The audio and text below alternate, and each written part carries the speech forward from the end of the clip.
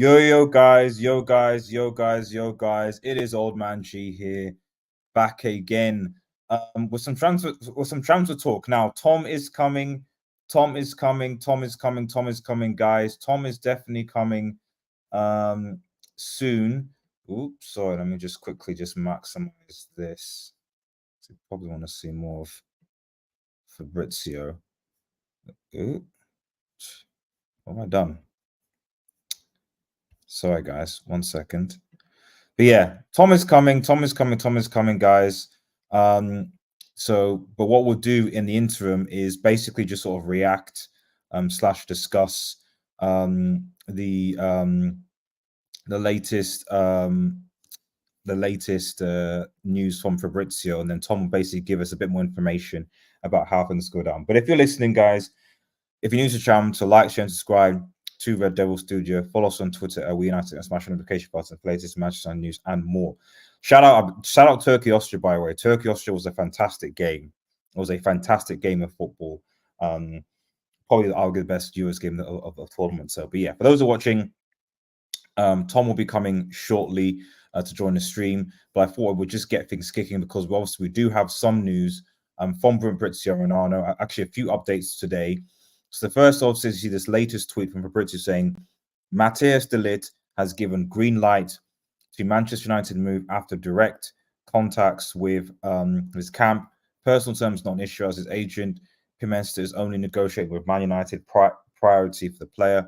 Up to Man United and Bayern in talks over deal structure. Now, I think if we go back to a few tweets back, obviously big up Adagula. I'm gonna say I think this is probably more early in the day. Let's have a look. Let me just scroll back. Come on. Geez, Fabrizio's been busy today, hasn't he? Covering all the Euro stuff. He's definitely been busy. Maybe Ben Jacobs will be with it, but let's just have a quick. Here we go. This is actually more recent, actually. Bayern are prepared to sell Manchester United also because they're now increasingly confident to bring in Jonathan Tah.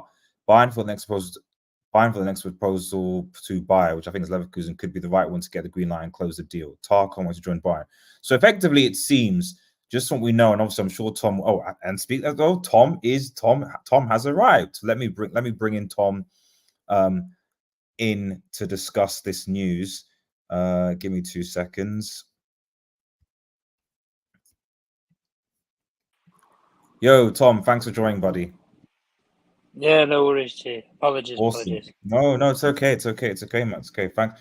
So obviously, you know, the main talk being around de Ligt, but yeah. So do you know? I've obviously talked about the Fabrizio story and what's been going on with that. So, but from what you've been hearing, from your thoughts, how are things going on regarding to de Ligt, the de Ligt transfer news, etc.? Yeah, well, the way that the approach has come from is based upon that Manchester United, we've discussed the Todibo saga at the moment in time, and that it's been padlocked, and Manchester United aren't allowed to sign him due to the conflicts of interest between Nice and Manchester United. So there's a conflict of interest prohibiting them buying a player that they want. Todibo fits the bill of a lot of what they would want for this new centre back that they want to bring in. But the idea of the market is that Manchester United feel that they are going to try and probably sell one of Maguire or Lindelof. So the running theory is that they want to bring in two centre backs. Even if that means they sign two now and then worry about selling one of Maguire or Lindelof later, they're not too bothered about that because they believe that they've got enough clubs that are interested in the players that they'll offload them at a later stage in the window. Most important thing right now for Manchester United is they want to sign enough players that are going to go on the pre-season tour. And in running theory of that, they've tried to get a deal for Gerard Branthwaite. Everton aren't budging on the price, so they moved on from that. Todibo was the ideal player that they wanted originally, but they're in talks with UEFA over if they can get a leniency on the situation or not. But there's no clarity as to how long that will take or if it will even be lifted at all. So they went to Bramthwaite. They can't get Everton to drop the price, so they're not going to pay a price that they don't think is reasonable. They're moving on to another player that they think fits the bill, which is Matthias de Ligt. Now, de Ligt, as far as I'm aware himself personally, he's completely open to them rejoining with Erik ten Hag at Manchester United. He likes the club. Funnily enough, when he was at Juventus, Manchester United tried to sign him. They did. I think it would have been about 18 months, pushing maybe to 2 years.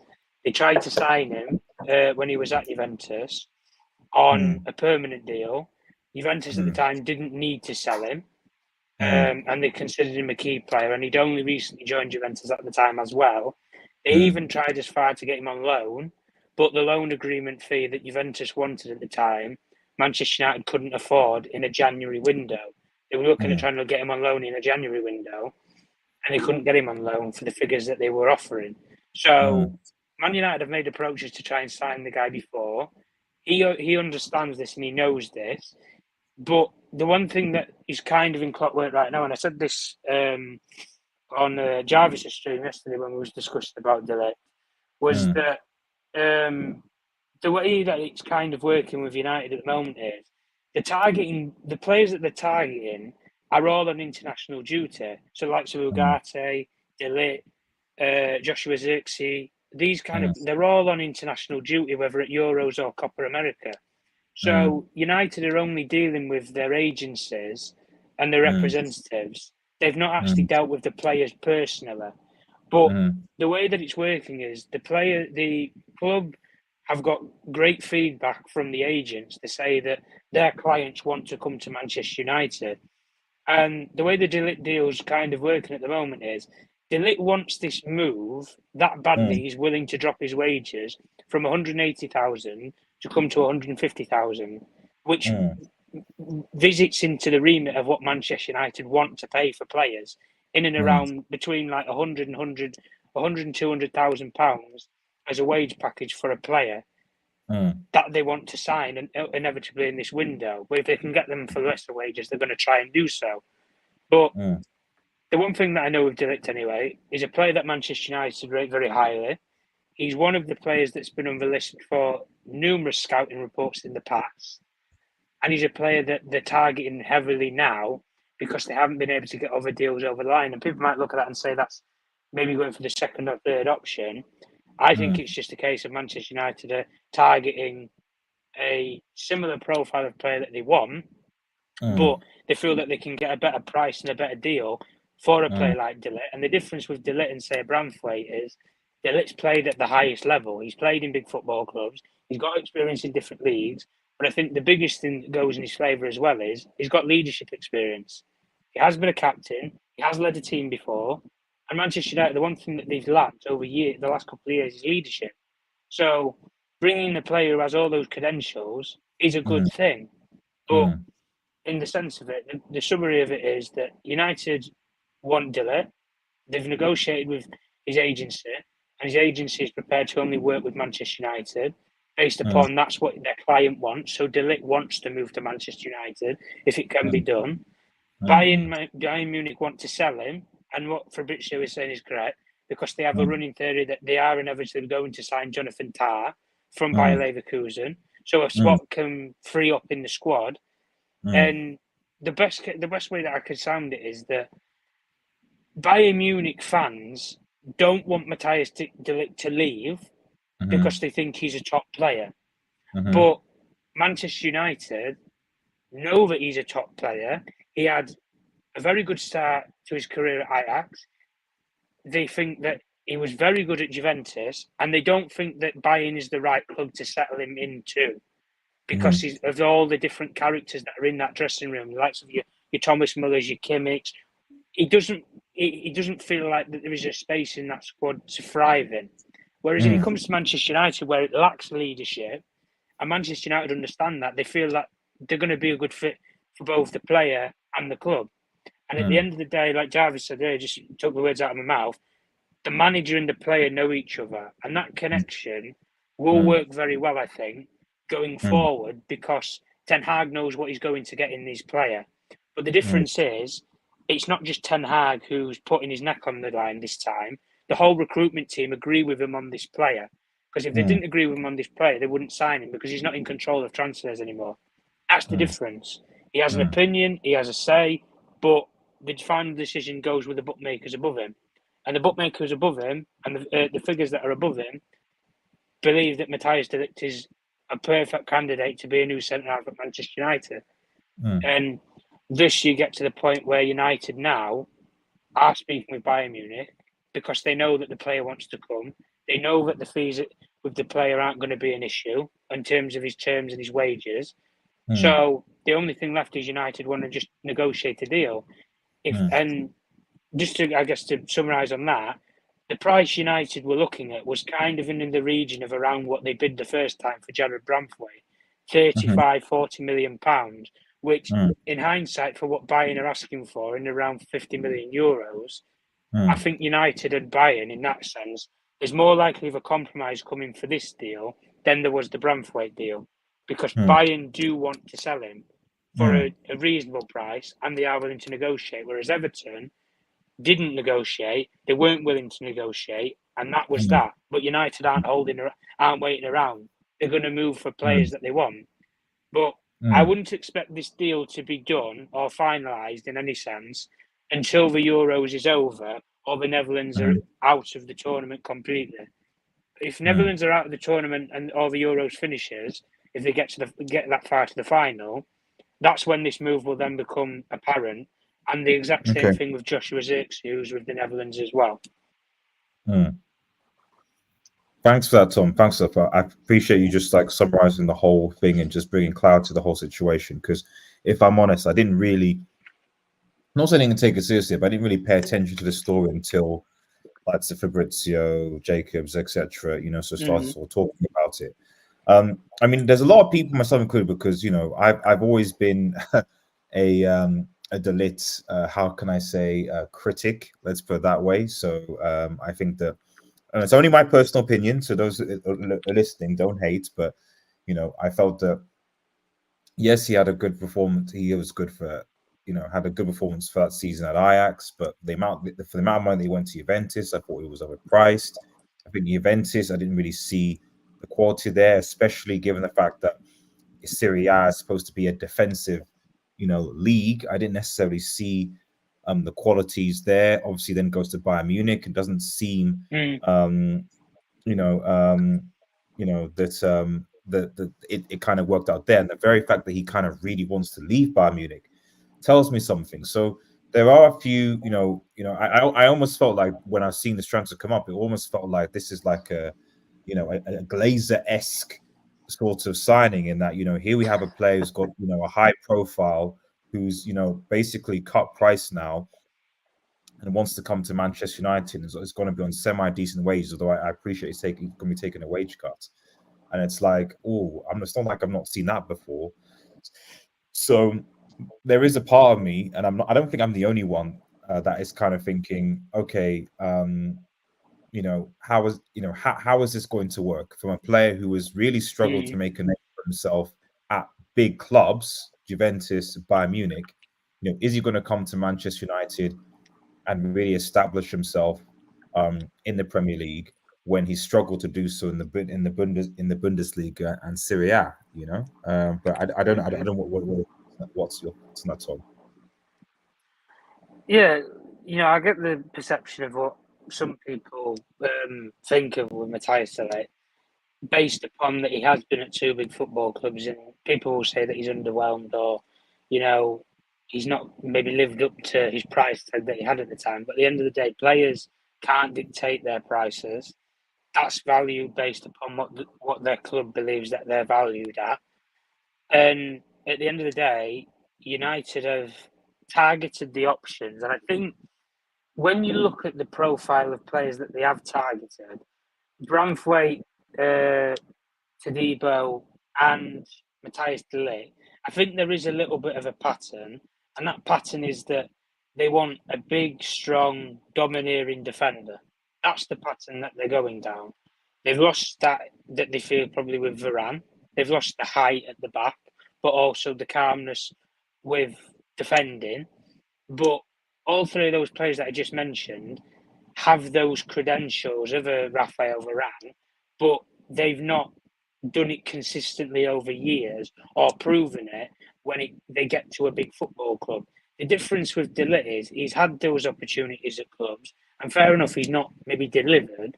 But the difference in what Manchester United see with him is they're not buying players just for the sake of, oh, they're a good, professional, or other clubs want them, or whatever. They're buying players to fit what they believe is a correct style of play.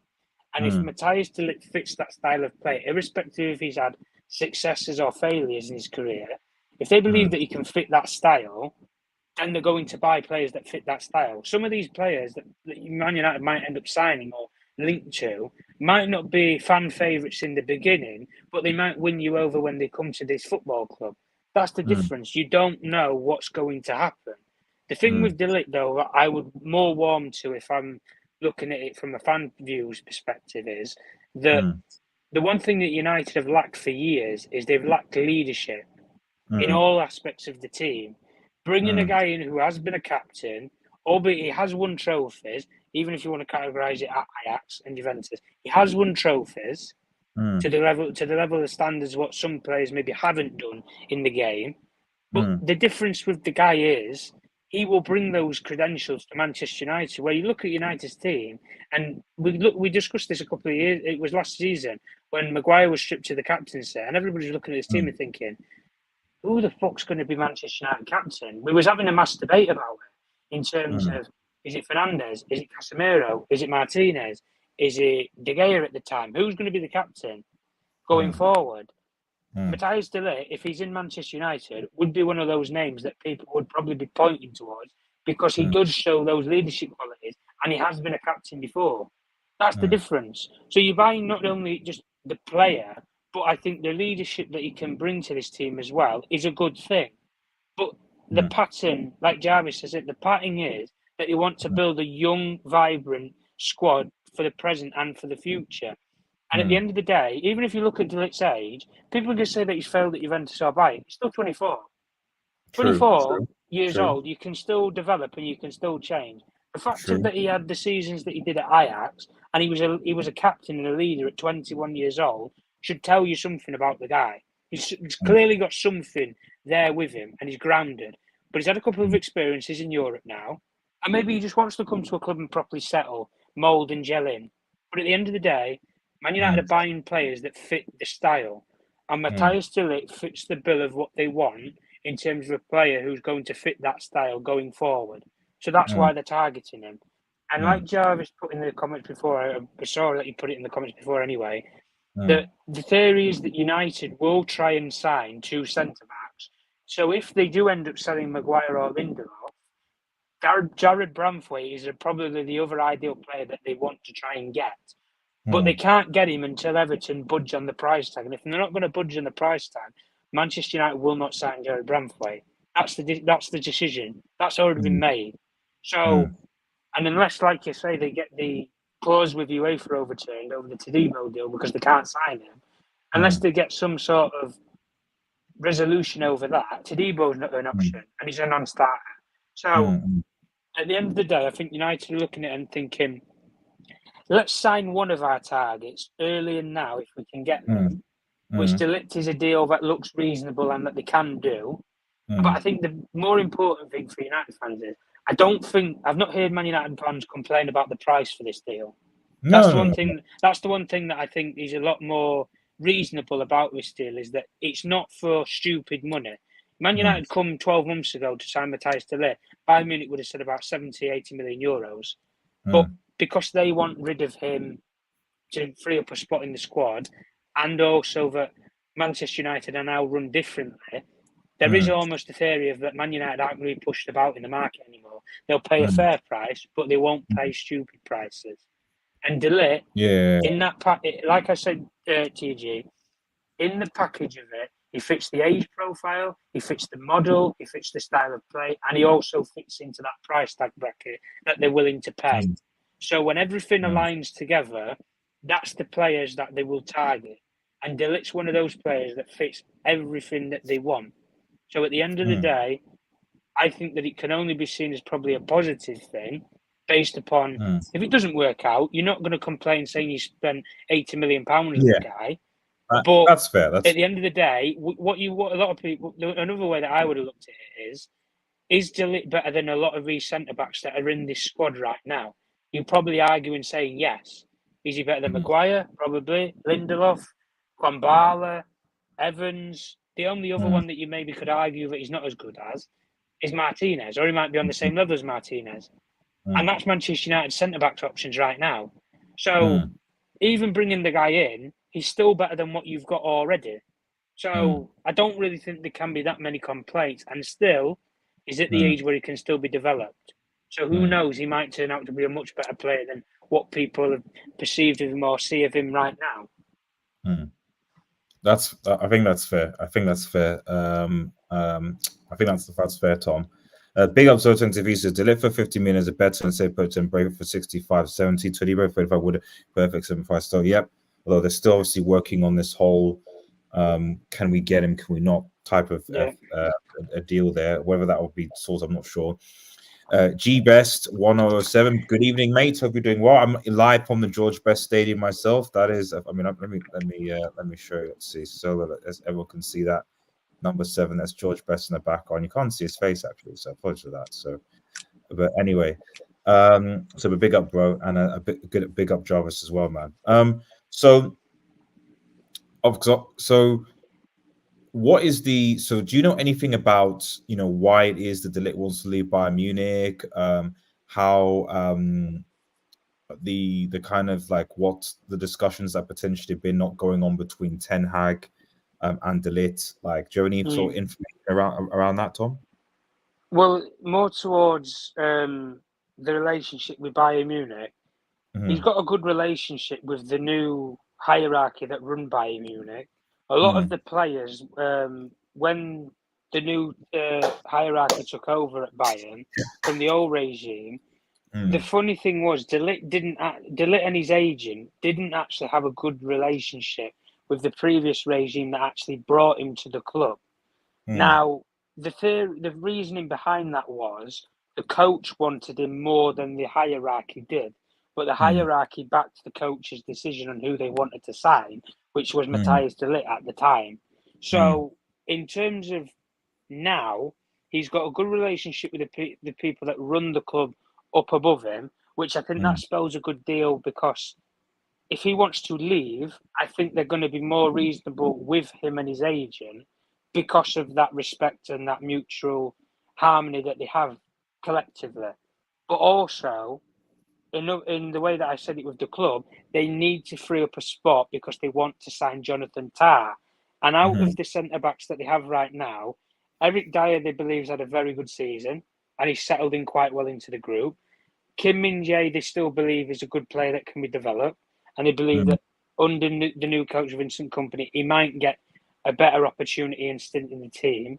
But also, Jonathan Tah is one of those players that they don't want to miss out on, based upon what he has actually achieved with Bayer Leverkusen.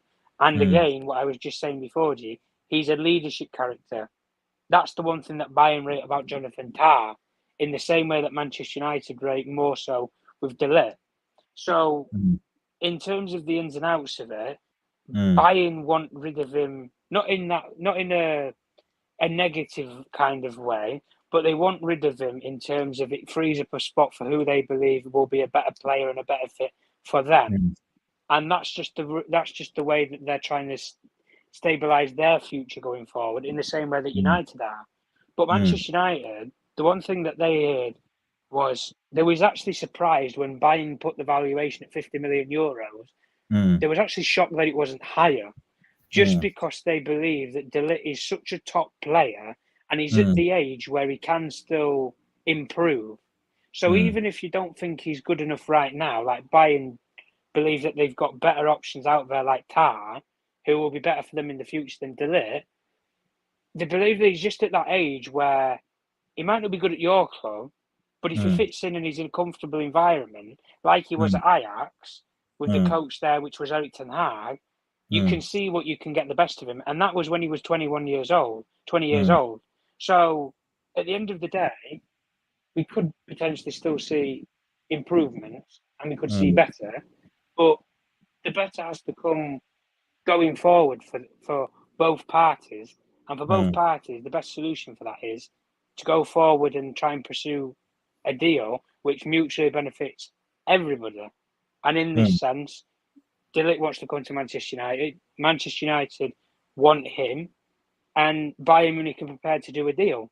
So when all those things are aligned together, I think that only spells more closer to that he probably will sign for Manchester United and sign for the club, as opposed to he won't. Whereas the Braithwaite deal was a lot more complicated because Braithwaite wanted to come, Manchester United wanted him, but Everton wasn't going to lower the asking price. So that's where the problem was caused in that sort of tandem between the three parties. This time, everybody's singing off the same hymn sheet. But again, I will stress on the word of caution that don't expect anything to be done, signed, sealed, delivered until after the Euros. Thank you, Tom. I appreciate that for that clarification. There's one last question about the Ligt deal, and then we might just briefly discuss other news. Jarvis again says, would you be happy with Martinez, De Ligt, Braithwaite, Kumbal, and Evans to send them to next season's squad? I'm going to be honest. I would still keep one of Maguire or Lindelof, probably Maguire, because after what happened this season with the centre-back decimation injury crisis, I don't want to take any chances because Martinez was out for pretty much most of the season, bar obviously the final where he showed up. Evans is 35 and obviously picked up a few knocks, but he was there. Even Kwambala, I remember, got on the injury table for a while as well. So I'm very much like him. We'll bring in new centre backs, and then if we, and people thinking Luke Shaw could do it. Luke Shaw is still injured, so. To be honest, I'm very much in the line of if we're if we're going to let some, we only let once. We've let Varane go already, and if we're going to bring in two centre backs, we should only let one more centre back go. I would not get rid of Maguire and Lindelof personally because I just don't trust this. It's only a personal opinion, but I don't trust his medical team. And easily you could have a situation where Kwambala, Martinez are out. And then you have De Ligt and Braithwaite. Okay, fine, that could be okay. And then your third choice is Evans. And then what happens if you've got a red card? Or what happens if one of those guys get injured? Because you're basically playing De Ligt and Braithwaite. Because remember, we're playing Europa League football. Thank goodness, at least it's not Conference League, but it's still Europa League football. It's still Father Trout, and it's more games. This is something that people haven't. We'll probably discuss this more as the season gets on, but because of the whole format change of the Champions League and Europa League, there are more games that are going to be played, and they haven't changed the day, so it's going to still be the same Thursday night for the Europa League, but but obviously with the league, so there's going to be more group games through the league. So on top of obviously the games during the league, etc. So that is going to be a problem when it comes to rest and recuperation and injuries. So I'm very much in the line of we need to if we're going to let players go, let them go for a fee. But this summer, actually selling a lot of players, I think, is not wise unless we actually get in good reinforcements. Because we're talking about centre back. What about? I'm still surprised at left back. I was going to ask you this, Tom. We'll talk about later that at left back, I'm not hearing noise because Luke Shaw and what's his name, Malacia, are still effectively injured, and there's talk about us getting a left back, but for me that's a priority position because we don't have a natural left back yet, and we're talking about selling Wan-Bissaka. So it's okay. So we'll sell Wan-Bissaka, and we're left with essentially one fullback, one fit fullback, I would say, because Dallow's still going.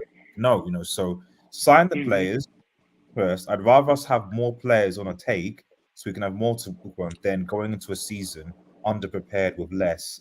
And before you know it, the operating theatre comes out, we get more injuries, and then we're in a difficult situation, Yeah. No, I think that's fair, to be fair. The only thing though with the left back situation is United are looking at a variety of targets in terms of pricing, but they haven't decided upon one player that they want to target. The difference is they're a little bit calm about it because Malacia is, as far as I'm aware, 2 weeks away from full match fitness. Okay. When he would be able to play. That's the sort of assessment of his situation. Sure, the theory is that potentially by the final of the Euros, he would be fully fit. That's the assessments that I'm hearing in terms of the England camp. But whether I believe in it or not, I don't know. I haven't doubled down on it and done the proper corrections of it. But the way that it's working out is Man United are a bit calm about the position because they've got a young kid in the academy that they believe is going to be very good and he deserves an opportunity, which is Harry Armas, left back in the academy. So if push comes to shove and they need to rise somebody up in the ranks of it, they want to try and have this same pattern that they've had the last 2 seasons where they have a breakout star from the academy. They had it 2 seasons ago with Garnacho. They had it last season with Kobe Mino, who was more of the highlight from the academy. I know players like Kwambala and stuff got opportunities and that. Yeah, but Kobe Mino, you could say mainly is the big, especially given obviously what we saw in England. He's kind of like that's it. Yeah, the Rashford equivalent. Yeah, it's the new highlight. It's the new kid on the block. It's the new highlight over the academy.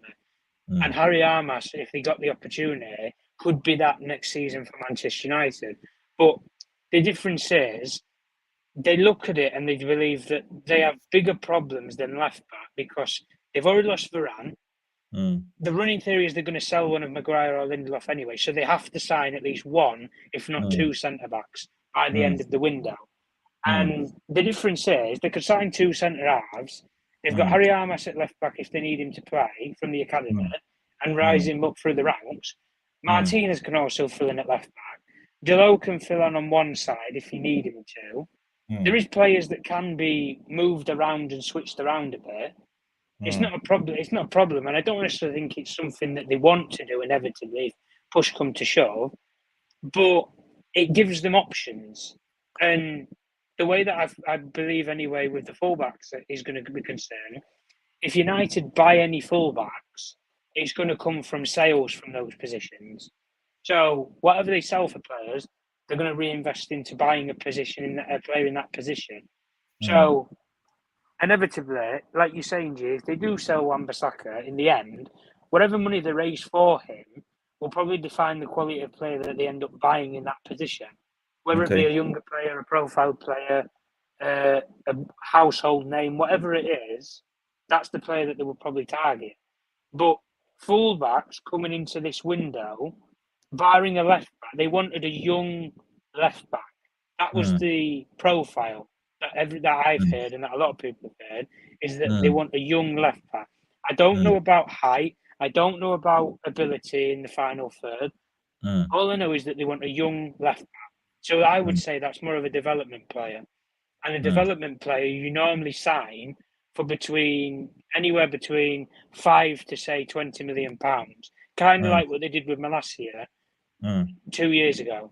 That's that similar profile of player in that sort of figuring price tag, in around €15 million, just a little bit under. So if they go for a player, it's probably going to be in that similar market of it. But whatever they sell a player for in that region, they'll reinvest back into the team. That's the sort of plan going forward for players. It'll be the same with Maguire and Lindelof. Whatever they sell Maguire and Lindelof for, if they sell one of them, inevitably, whatever the money that they get for it will go towards buying another centre back if they haven't already, or if they bought 2 centre backs by that point already, then it's just going to go back against whatever they've paid for the other player, for one of those 2 centre backs.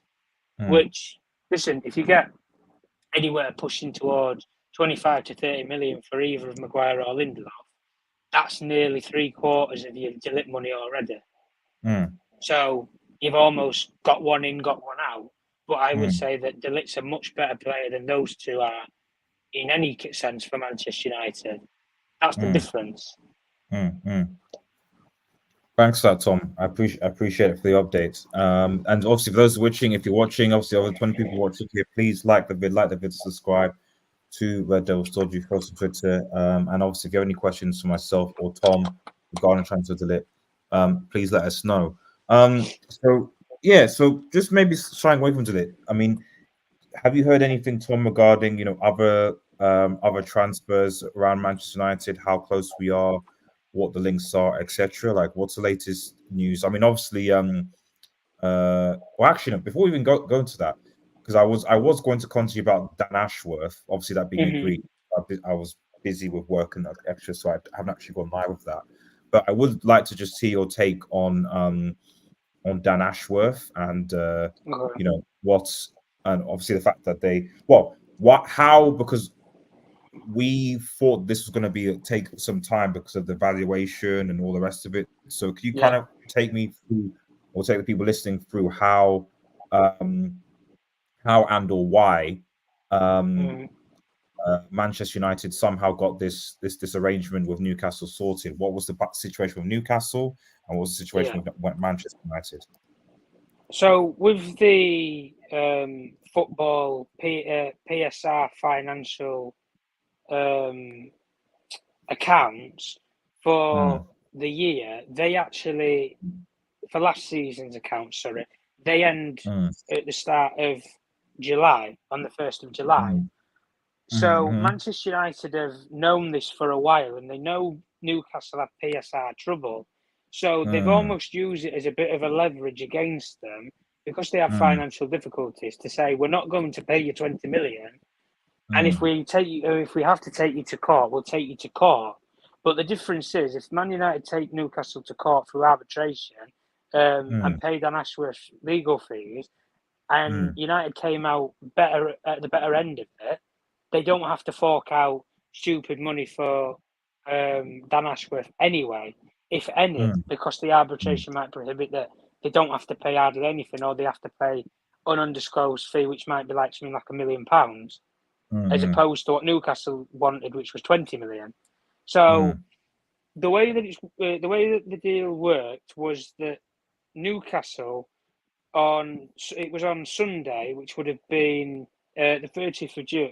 30th of June, they contacted Manchester United's leadership team and effectively said, "Can we renegotiate terms for mm, the deal for Dan Ashworth, and we'll release him from all contracts, all agreements, and he can start work immediately." Now, United have never heard that before, to say that he can start immediately. The theory was that if they were going to pay compensation for him, they were still going to have to wait for him, but they mm, wouldn't get him straight away. That was the mm, theory of it. And that the way that would have worked is, instead of waiting for him for, say, 18 months, you might have waited for him till January, and then you get him, instead of having him mm, for the summer. But mm, Newcastle used it more to the point to say you can have him immediately, but we want to negotiate terms of it. That Man United have mm, never heard that in the whole negotiations with Newcastle, that you can have him straight away. mm. That's never been on the table. So the From difference now is Newcastle accepted a low budget price cost to buy Dan Ashworth out of his agreement and out of his contract and avoid an arbitration. The reason why Newcastle did that was because the money that they've got from the deal, which is an mm, undisclosed figure, I don't know what mm, it is, and a lot of people in the same sphere, in the same market as me, don't know what the figure is. It's between the two mm, clubs and it's confidential, and mm, that's not going to spill out, given the sort of fallout that's happened between the two clubs while they've been negotiating compensation. I wouldn't feel mm, it's going to leak out anyway. So mm, the best way that I can say it is that Newcastle wanted to accept a price, so they guarantee that it can be within their PSR accounts for last year, which it looks good on them, because if you sell a director, or you get a director's bought out of his contract through PSR, it also impacts your player costs and also your financial books going forward into the new financial year. So mm, effectively, it's not cleared them from trouble, but it's gave them more wiggle room for, say, what they can do this summer. And in terms of it, put it this way, they've lost the director of football, but they gain more manoeuvrability going into the transfer window.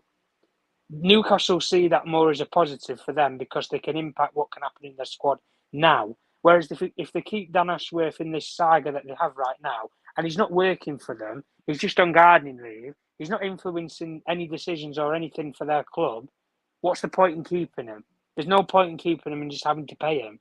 So, effectively, everybody's got what they wanted, but the difference is it's a tick for Manchester United's hierarchy because they said, and they stuck to it, we are not going to overpay for anybody, whether it's a director, a player, a manager, anything. We're not going to overpay him.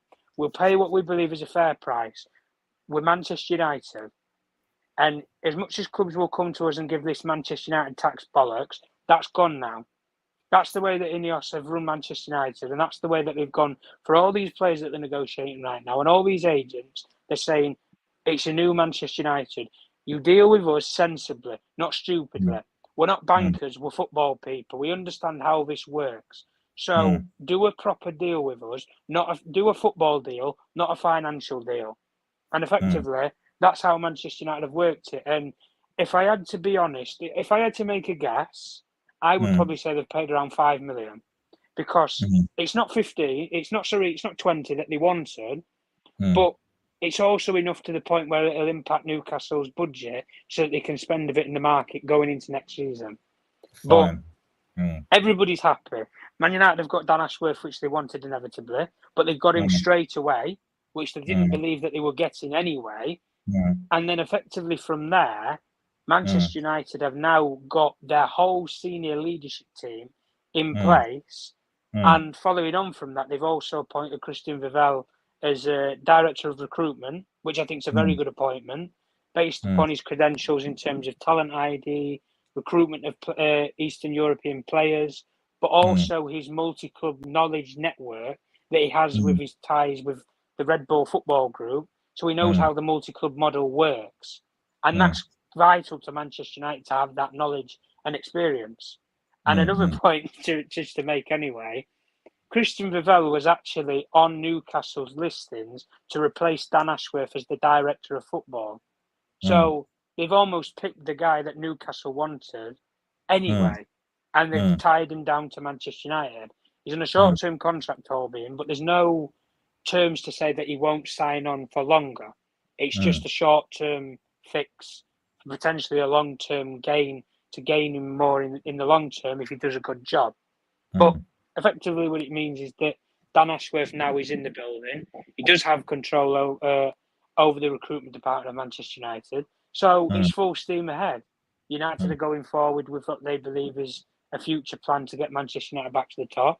And they believe they've got the right people in place to do that. And when you think about 12 months ago, they had people like Richard Arnold, Ed Woodward and John Murtaugh was the senior leadership team of Manchester United. And now all of a sudden you have Omar Barada, Jean-Claude Blanc, Dan Ashworth, Jason Wilcox and Christian Vivel. That's suddenly your leadership team. You can see there's a massive difference in financiers and football people.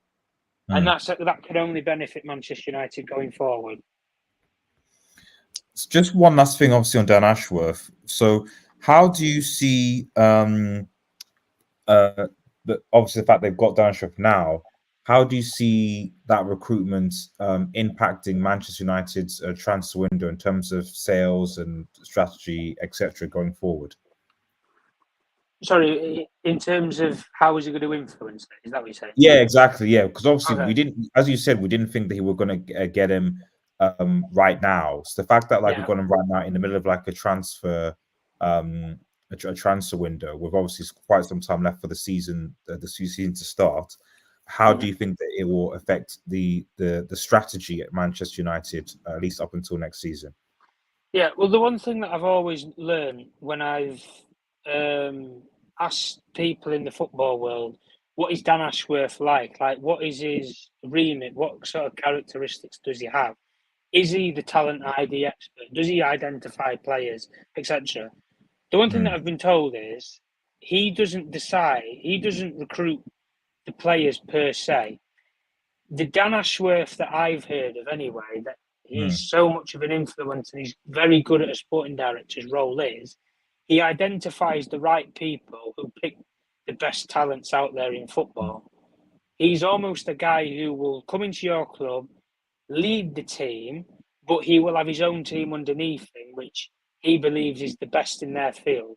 So we will have the best scout from, say, the Premier League, who will look at all of the different players from the Premier League, analyse them statistically, analytically, and fitness wise, if they fit, but also character wise, are they a good fit for this club? And the best way that I can say it with Dan Ashworth is, I think the Christian Vivell move is very telling to why Dan Ashworth is so good at his job. Because the one thing that I heard was Dan Ashworth has always been in contact with United, even though he's been on gardening leave. I think that's no secret that he probably will have had influence in terms of decisions going forward. And he's probably going to be in consultation with people that he's going to work with. Jesus Christ, you don't go into a job not knowing who you're working with or the people around you. You almost get a feeler and, sort of, how you doing, how was your day, this, that, the other, and get to know people. Dan Ashworth, as far as I'm aware, had a massive say in Christian Vivell coming to Manchester United in the short term. And the reason being why I'm saying that is what I was just saying before about Vivell. He's a very good talent ID expert. He's very good in the multi-club model ownership, but he's also got very good connections within Europe with football clubs. That's the key for Manchester United is they need people who are well connected, understand football credentials, but also have the talent ID to pick out the players that fit a style of play that they want to play.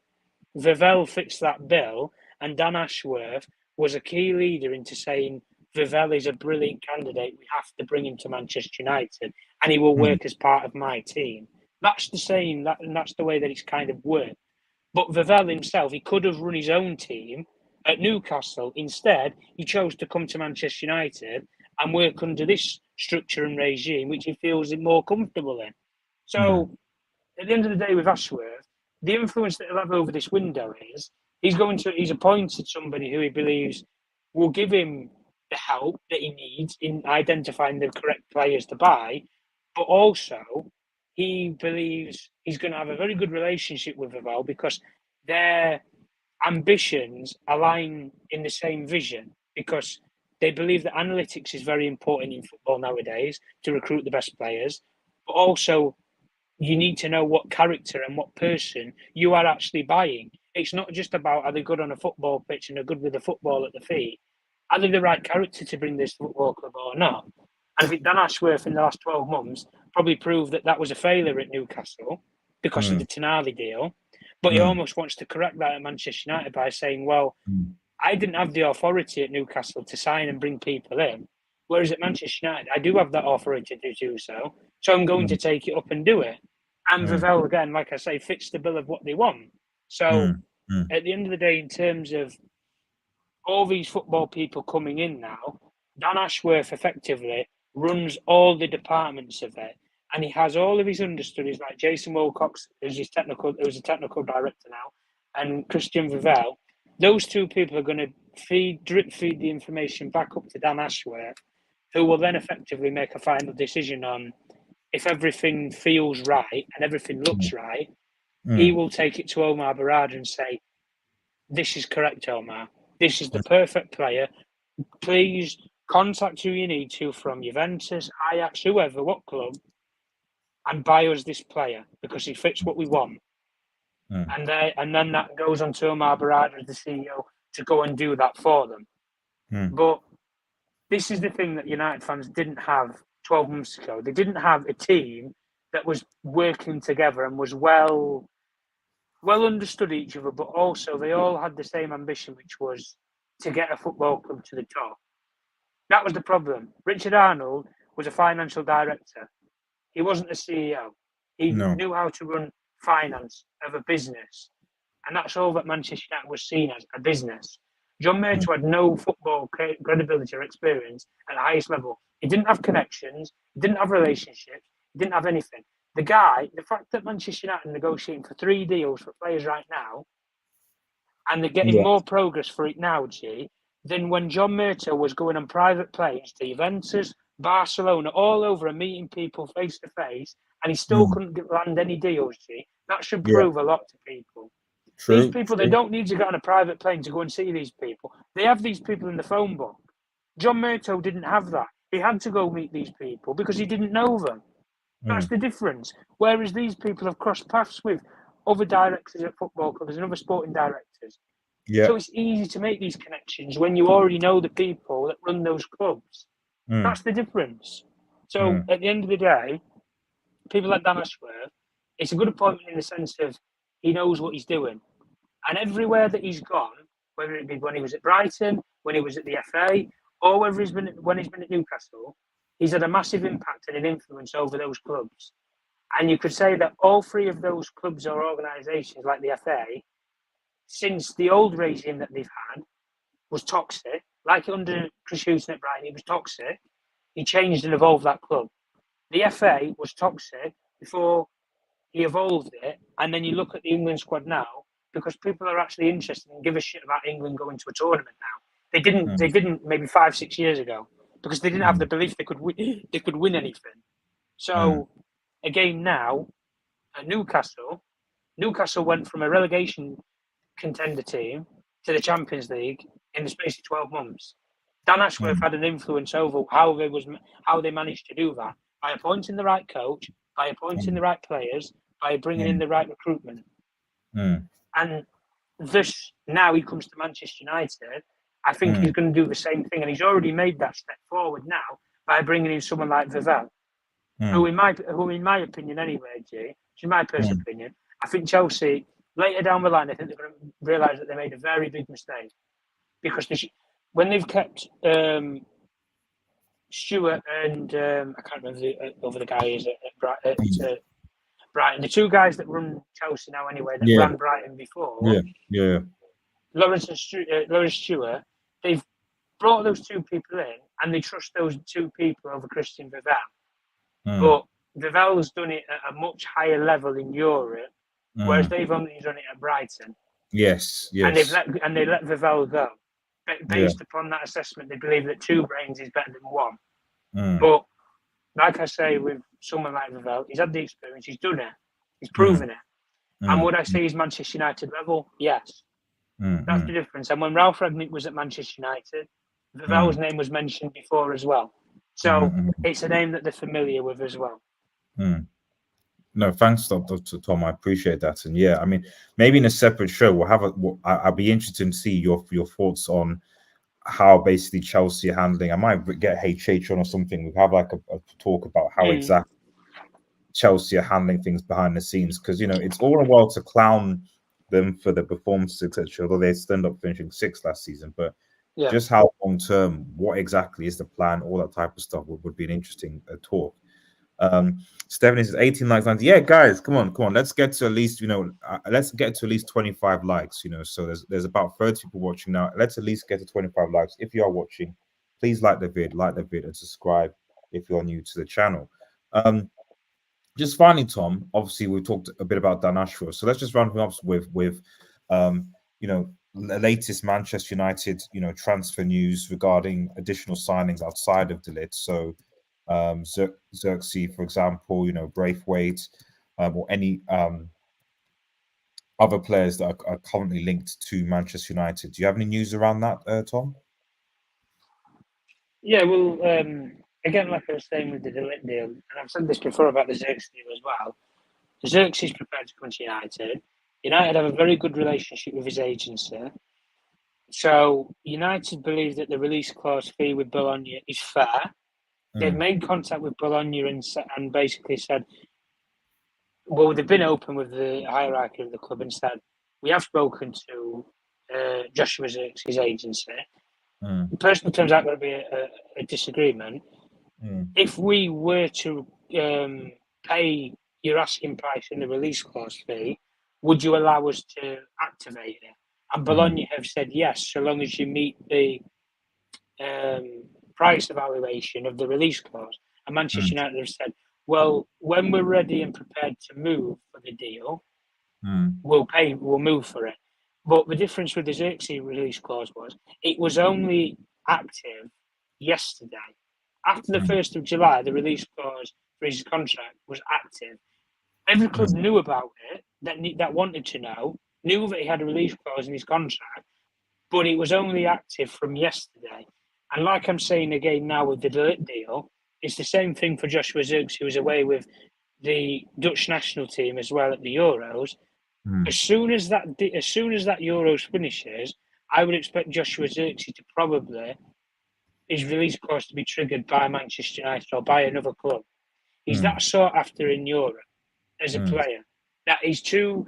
Even the director of Bologna has come out and stated he's probably 99% sure that Joshua will leave Bologna, and that Manchester United are the only club that have made serious contacts with them and also his camp to state that they're willing to move for the player. But again, they could activate the release clause, they could agree everything with the player, but they can't sign him until after that Euros campaign. So there's no point in rushing everything when there's no need to rush it at all. Why waste your energy on the Ligt and the Xerxes deals when you know that you can't realistically have them through the door straight away? So probably in hindsight, that's why they targeted Branthwaite early, because you can target him. You could sign him tomorrow if you wanted to, because he's not at the Euros. You could get him on a plane from wherever he's on a holiday or vacation, get him to Manchester, have a medical, sign him. You could do it. It sounds simple to do, but it's a lot harder because Everton are making it harder to do. But at the end of the day, the priority coming into the window was United wanted to rebuild the spine of the team, which the spine of a football team normally consists of centre-backs, central midfield, and a striker. They're targeting 3 of those positions right now because they're making the negotiations with Bayern for Ligt. They've made it clear to Bologna that they'll move for Xerxes when they're ready, and they are happy with the price, and they're happy with the players' camp. And the other player that they're happy to move for right now, and they've had the same green light agreement from his agency, is Manuel Ugarte from PSG in central midfield. Speaking of which, now you bring him up, Stephanie has a question regarding Ugarte. So if United keep Casemiro and Amrabat, will they sign Ugarte, or even are they going to be keeping Amrabat? What do you say to that, Tom? Yeah, as far as I'm aware with Amrabat, his loan agreement actually expired at the end yesterday. So he's no longer registered as a Manchester United player anyway. Yeah. But the contract in place that Man United have an option to buy for him, I think doesn't, correct me if I'm wrong, I'd probably have to do my research. I don't think it runs out until mid-July. So they've got like two weeks to still make a decision if they want to sign him or not. But I still believe that Casemiro will probably be moved on. And if he is moved on, I don't think Ugarte is probably a bad move in the market, to be fair. Because I described it on Jarvis' show yesterday like this. If Bayern Munich were to sell, say, someone like Joshua Kimmich, who's probably a player who fits that profile and bill right now, who's been made available, and he's made it very clear that he'd probably like to move on if the opportunity come around. Ugarte probably fits the bill of a similar profile of player to Kimmich. Maybe not as good on the ball as Kimmich, but he's still young and he's still at the age where he can develop. But the one thing that I personally anyway like about Ugarte as a player is he's a very similar Kante sort of player. If anybody watches him on a heat map, he's everywhere on the pitch. He's in the left wing position, he's in the striker position in the box, he's in the midfield position, he's in the left back, right back, centre back, even as far back as the goal line. He's all over the pitch. He clocks the mile, he does the miles on the pitch, and this theory in football that people say he has like 3 lungs. That's this kind of remit that people have for those sort of players. He's a very similar player to Kante in the sense of he's always around the pitch. He's always somewhere where the game needs to be influenced. And that, personally for me, is the difference for what Man United lacked last season in central midfield was they didn't have that player who was mobile. in the defensive midfield position, because either Amrabat was injured, he was away at AFCON, or he wasn't in favour of getting picked. Casemiro obviously was getting run rings around by players, and he was getting left for dead in midfield because the midfield was so open. But the difference with Ugarte is he'll cover the centre backs and the defensive structure, but he'll also influence the team going forward. And that's the difference for why I think United probably like a player like Ugarte. But if I have to answer Stephanie's question, if they keep Casemiro and Amrabat, will they sign Ugarte? I'd probably say no. But based upon Casemiro's wages, 400,000, coming close to around £350,000 a week, if they can get him off of the wage bill, not having to pay that player for the whole season, I think that probably works out in and around about, I think it's about between 12 and 15 million pounds a year. That's very good if you can save that money for that for a full season of his contract. So in Ugarte, like I say, you're out with the old in Casemiro, who's a more aging player, high wages, in with the new, with a player like Ugarte, who, as far as I'm aware, he's not going to demand stupid money. His agency work reasonably well in football. They don't penny pinch clubs and ask for stupid fees for their clients and their players. They worked very well when they transferred him from Sporting to PSG, and PSG didn't give him a shed load of money. They negotiated the deal quite well and structured it well. But at the end of the day, Ugarte, this is my only theory, is he's been a year in PSG already. I don't think he's settled there. That's just my sort of theory. I don't think he is settled in that club. I don't know what it is, but I think with PSG as well, now that they've lost Mbappe, I think they're going to have a massive summer where they're going to just spend on talent. And I think there's a lot of talent in midfield in football right now. But that's the saying of the sort of player profile that I would say for Ugarte. But I think he fits everything that Man United would want for a CDM. But if they get him, I think it's a top signing. But the difference now compared to before was when United were linked to these players, other clubs snapped them up beforehand. Like I said before, if Bayern lost Kimmich, they would come straight to the door with PSG and negotiate for Ugarte. Whereas now, Manchester United are doing their business early because the way that they want to work is they want as many players as they can get on that flight to America for the pre-season tour. Yeah. And if they could get all three of De Ligt, Zirkzee and Ugarte on that flight, I think they'd be very happy. And I think Erik ten Hag would be very happy, considering that when he came to the club, that was what he always wanted. He wanted players and business done early so he can take them on the tour and work with them. No, I think I agree. But yeah, we reached 20 likes. Yay! Thanks, guys. So we're on to 25. So yeah, I agree with, and I think the thing is, I like how proactive, hopefully proactive Ineos are being, and hopefully, because in the last couple of seasons, the amount of times that United have done last minute deals, deadline signings, players have not been on tour, they've not been involved. We've not really got our business done early. And it's just nice to hopefully see that we'll actually get at least a couple of signings, on the tour, so you can get the season started and actually start planning for it. Because this is going to be a difficult and I think a long season, in my opinion, with obviously Europa League football, but also trying to sort of get back to where we want to be. United finished 8th last season, and you don't know what to expect from Chelsea under Maresca, or Liverpool under Arne Slot, or even how Spurs are going to be, or Villa, Arsenal, etc. So United really need to start planning effectively, and I think this is probably the best course of action. So, but I guess final question as we round up, Tom. Thank you so much for your time. And I guess we'll circle back around. We'll circle back around to De Ligt. Because we obviously started with De Ligt anyway. Why do you think that De Ligt actually wants to come to Manchester United, given that he obviously was at Bayern, obviously Juventus before? I think he wants to come to Manchester United for, I would say, 2 reasons. Because he knows there's an open slot at United, so I think he believes that he would be wanted. He knows that there's a defensive spot open because Varane's left.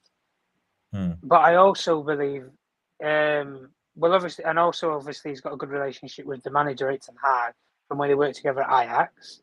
So I think that only plays him well. There is a bit of a Dutch contingency at United. 3/4 of the coaching staff is Dutch. So I think he would like to work under that Dutch regime because that's where he's played his best football with Dutch coaches when he was at Ajax. So I think he does value that for his career. But I also believe he's just not settled in Germany. I don't think he's settled well. Out of Germany and when he was in Italy, I think he settled in Italy a lot better than he did in Germany. And I don't know. I don't look at him when he's at Bayern and think that he's... Probably happy is not the right word, but he doesn't look like he just doesn't look like he's settled as a player. You always look at players, and whenever you look at them and you think, did he actually like it at this club, or is the environment not right for them, or whatever? And I just think with De Ligt, when he went to Bayern, ever since he's been there, he doesn't look comfortable. He doesn't look happy. Whereas we've said this about players at Manchester United before when they've come. We said this about Jadon Sancho for years and years now when he's been at this club. He doesn't look settled. He doesn't look happy. And when a player's not settled or happy, they're not going to play the best football. Eric Dyer was not happy at Tottenham Hotspur, but when he went to Bayern Munich and he was in a club that he was settled with, he liked the lads and the group that was around him and the club environment and the culture of that club. What have you just seen from him this season? Probably one of his best seasons that he's played professional football. But people laughed at Eric Dyer when he went to Bayern Munich and they said, why did Bayern Munich want to sign a player like that? True. That's different. That's the difference. And that's why I think with De Ligt, if he comes to Man United, everything that I've said, he fits the player profile of what they want. Tall, strong, domineering centre-back. He fits the profile of what they want. He's at a good age bracket where he can be developed. But also, if it doesn't work out, in 2 years' time, he'd still be 26. He could still market him and sell him still there. and sell him on, and you'd still get value for him.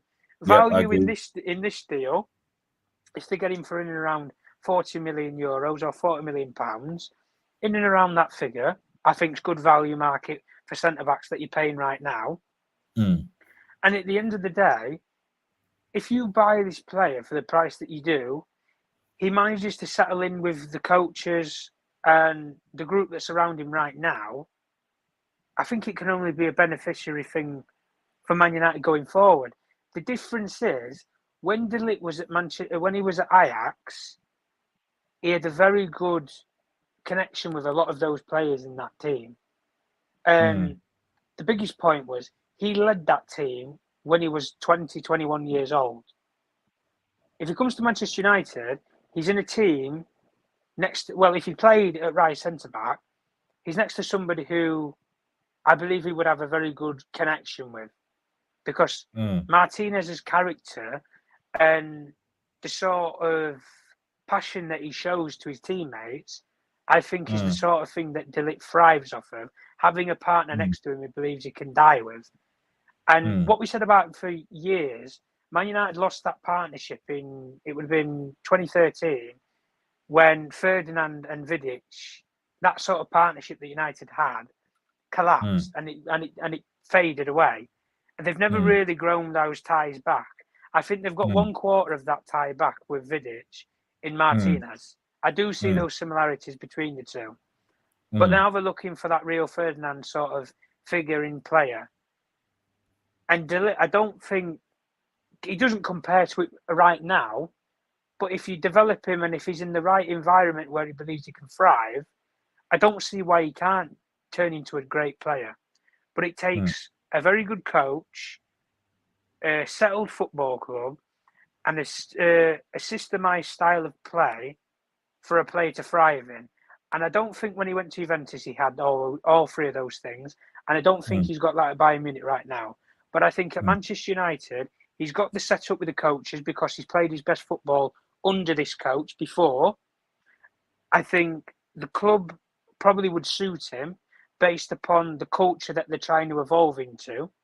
and the way that they're trying to take the club going forward.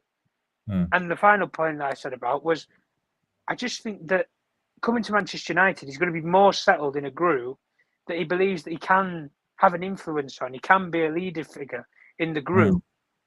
Whereas at Bayern Munich, there's a lot of those players already there. There's Harry Kane there, who's a leadership figure.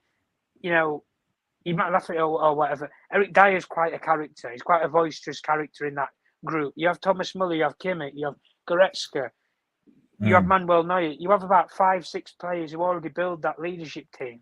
Whereas at United, you could argue you probably only got maybe a push 2 in Martinez and Fernandes.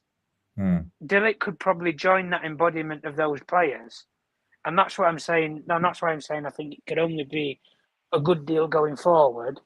But at the end of the day, if it fits every criteria of what Ineos believe is best and the football structure agrees with it all, then they'll target the player.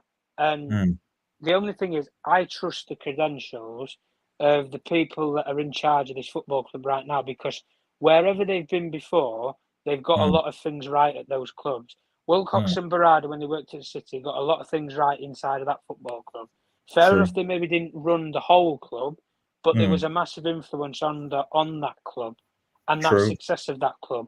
Wilcox, when he was at Southampton, got them from relegation when they went down, and they got them straight back up to the Premier League straight away. Recruitment, brought the right manager in, brought the right set of players in. He's proven that he can do it. Albeit it's on a bit of a lower scale level, he's proven he can do it. Dan Ashworth, as I said before, wherever he's been, he's had an influence and he's revolutionised the club. That wherever he's been, at the FA, Newcastle or Brighton, that's proven credentials. He's never failed, realistically, apart from that Tonali deal. He's never really failed at any point in his footballing career. And then, like I say, with someone like Christian Vivel, brilliant talent ID expert. I think a lot of the players that have gone through the Salzburg network and the Red Bull network right now, they've always produced good players in that system and that multi-club model that they have. Players like Haaland and Kunku, Amadou Haidara, Sadio Mane, these profile of players who have gone through that system. Benjamin Sesko's like the new kid right now that they've got their hands on in that networking group, who's going to be worth big money in a couple of years' time. He's had an influence on every single one of those players' careers. So clearly his talent ID is as good as it says it is. Bring him to Manchester United. If he makes an assessment under it, probably think, yeah, he's a brilliant player. Brilliant player. But at the end of the day, like I was saying before, having all these football people in place, if one of them's not certain, then the rest of them probably won't go with it. Unless every single one of them believe it's the right player going forward to fit every criteria of what they want, that's when they'll all agree to sign a player. And that's why I think the days of Manchester United panic buying at the end of a window, I think, have gone. Because I think whenever one of those 5 names that I just mentioned, 4 or 5 names that I just mentioned, if they put a player forward on deadline day and say, let's sign this player, we have to sign this player because we need a player in that position, I think there might be 2 or 3 of them out of that 5 that might say, whoa, hold on a minute. We don't need to just buy somebody for the sake of buying them. Let's buy the right kind of players, not just any player. And that's why I believe that it's better that you have these 5 voices, because the more experience and more credentials that they have in their own area of field can only be beneficiary for the club going forward. Thank you for that, Tom. I appreciate it. I mean, final question, because I think Stephanie just brought this in. I'll just quickly read the comments for him. Yes, Evan Smith-Jones could have created some of United after being unlucky. Jones injury and selling Evans was a mistake. I'm not sure whether selling was a mistake, but it is what it is. I mean, especially given how people rated Maguire Tal. Willie Campbell needs more game time next season alone. Not quite. Yeah, we just for our injuries, we definitely can't afford to loan him because of our centre back. I mean, there should be some lessons learned in the fact that we had to basically play at one point in the season. We played our 5th choice centre back with a makeshift midfielder.